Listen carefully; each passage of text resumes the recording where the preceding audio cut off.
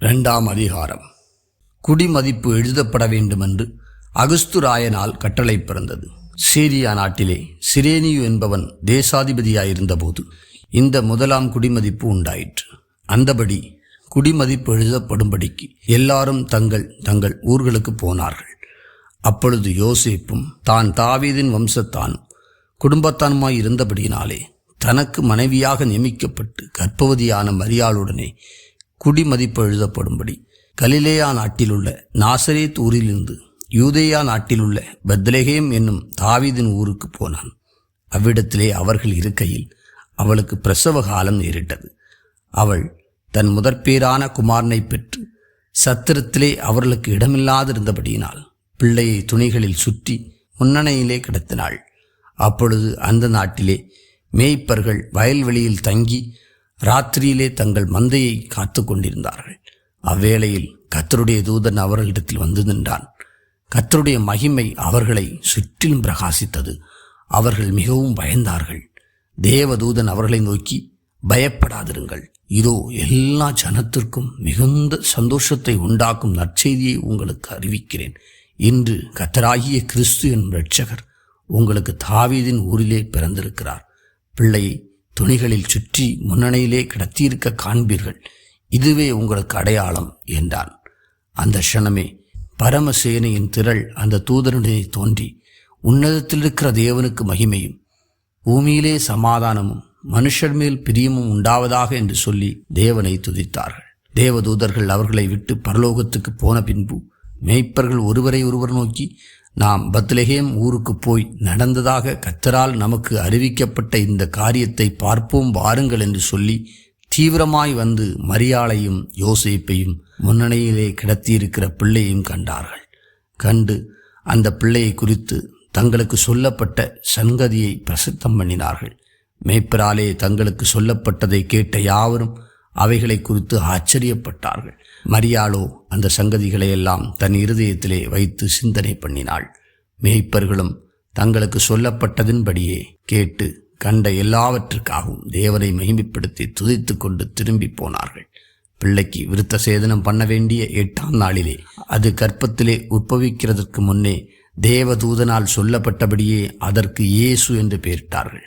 மோசேயின் நியாயப்பிரமாணத்தின்படியே அவர்களுடைய சுத்திகரிப்பின் நாட்கள் நிறைவேறின போது முதற்பேரான எந்த ஆண் பிள்ளையும் கர்த்தருக்கு பரிசுத்தமானது எண்ணப்படும் என்று கர்த்தருடைய நியாயப்பிரமாணத்தில் எழுதியிருக்கிறபடி அவரை கர்த்தருக்கென்று ஒப்பு கொடுக்கவும், கர்த்தருடைய நியாயப்பிரமாணத்தில் சொல்லியிருக்கிறபடி ஒரு ஜோடு காட்டுப்புறாவையாவது 2 புறாக்குஞ்சுகளாயாவது பலியாக செலுத்தவும் அவரை எருசலேமுக்கு கொண்டு போனார்கள். அப்பொழுது சிமியோன் என்னும் பெயர் கொண்ட ஒரு மனுஷன் எருசலேமில் இருந்தான். அவன் நீதியும் தேவ பக்தியும் உள்ளவனாயும் இஸ்ரவேலின் ஆறுதல் வர காத்திருக்கிறவனாயும் இருந்தான். அவன் மேல் பரிசுத்த ஆவி இருந்தார். கர்த்தருடைய கிறிஸ்துவை நீ காணும் முன்னே மரணம் அடைய மாட்டாய் என்று பரிசுத்த ஆவியினாலே அவனுக்கு அறிவிக்கப்பட்டும் இருந்தது. அவன் ஆவியின் ஏவுதலினால் தேவாலயத்திலே வந்திருந்தான். இயேசு என்னும் பிள்ளைக்காக நியாயப்பிரமாண முறைமையின்படி செய்வதற்கு தாய் தகப்பன்மார் அவரை உள்ளே கொண்டு வருகையில் அவன் அவரை தன் கைகளில் ஏந்தி கொண்டு தேவனை ஸ்தோத்தரித்து, ஆண்டவரே, உமது வார்த்தையின்படி உமது அடியேனை இப்பொழுது சமாதானத்தோடே போக விடுகிறேன். புறஜாதிகளுக்கு பிரகாசிக்கிற ஒளியாகவும் உம்முடைய ஜனமாகிய இஸ்ரவேலுக்கு மகிமையாகவும் தேவரீர் சகல ஜனங்களுக்கும் முன்பாக ஆயத்தம் பண்ணின உம்முடைய இரட்சணியத்தை என் கண்கள் கண்டது என்றான். அவரை குறித்து சொல்லப்பட்டவைகளுக்காக யோசேப்பும் அவருடைய தாயாரும் ஆச்சரியப்பட்டார்கள். பின்னும் சிமியோன் அவர்களை ஆசீர்வதித்து அவருடைய தாயாகிய மரியாளை நோக்கி, இதோ அநேகருடைய இருதய சிந்தனைகள் வெளிப்படத்தக்கதாக இஸ்ரவேலில் அநேகர் விழுகிறதற்கும் எழுந்திருக்கிறதற்கும் விரோதமாக பேசப்படும் அடையாளம் ஆவதற்கும் இவர் நியமிக்கப்பட்டிருக்கிறார். உன் ஆத்துமாவையும் ஒரு பட்டயம் உருவி போகும் என்றான். ஆசேருடைய கோத்திரத்தாலும் பானுவேலின் குமாரத்தியுமாகிய அன்னாள் என்னும் ஒரு தீர்க்கதரிசி இருந்தாள்.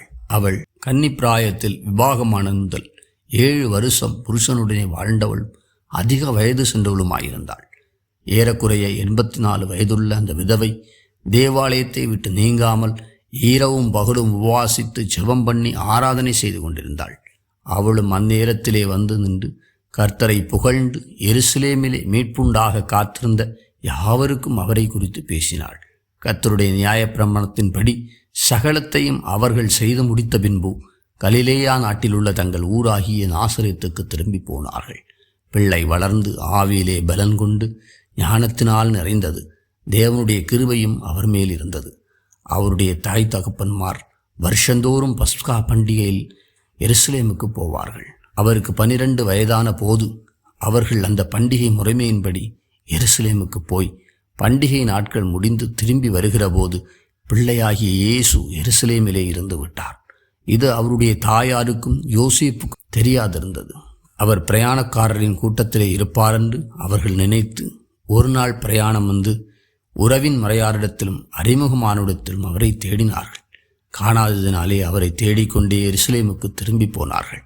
3 நாளைக்கு பின்பு அவர் தேவாலயத்தில் போதகர் நடுவில் உட்கார்ந்திருக்கவும் அவர்கள் பேசுகிறதை கேட்கவும் அவர்களை வினாவும் கண்டார்கள். அவர் பேச கேட்ட யாவரும் அவருடைய புத்தியையும் அவர் சொன்ன மாறுத்தரங்களையும் குறித்து பிரமித்தார்கள். தாய் தகப்பன்மாரும் அவரை கண்டு ஆச்சரியப்பட்டார்கள். அப்பொழுது அவருடைய தாயார் அவரை நோக்கி, மகனே, ஏன் எங்களுக்கு இப்படி செய்தாய்? இதோ உன் தகப்பனும் நானும் விசாரத்தோடே உன்னை தேடினோமே என்றாள். அதற்கு அவர், நீங்கள் ஏன் என்னை தேடினீர்கள்?